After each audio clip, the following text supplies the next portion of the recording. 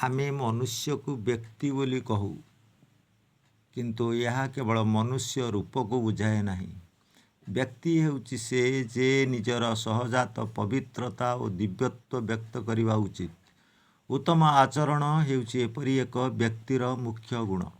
ଦିବ୍ୟ ଦୃଷ୍ଟିକୋଣରୁ ସମଗ୍ର ମାନବ ଜାତି ଏକ, କାରଣ ଏକ ଆତ୍ମା ସମସ୍ତଙ୍କ ଭିତରେ ବିଦ୍ୟମାନ।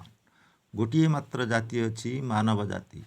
ସମାନ ଦିବ୍ୟତ୍ୱ ସମଗ୍ର ସୃଷ୍ଟିରେ ପରିବ୍ୟାପ୍ତ ବୋଲି ମନୁଷ୍ୟ ଉପଲବ୍ଧି କରିବା ଉଚିତ। କୋଠରୀ ଭିତରେ ଅନେକ ବାର ଲାଇଟ୍ ଓ ବଲ୍ବ ଅଛି। ସେଗୁଡ଼ିକର ସାମର୍ଥ୍ୟ ଭିନ୍ନ ହେଲେ ବି ସେଗୁଡ଼ିକ ଭିତରେ ଥିବା ବିଦ୍ୟୁତ୍ ଶକ୍ତି ଏକ ଓ ସମାନ।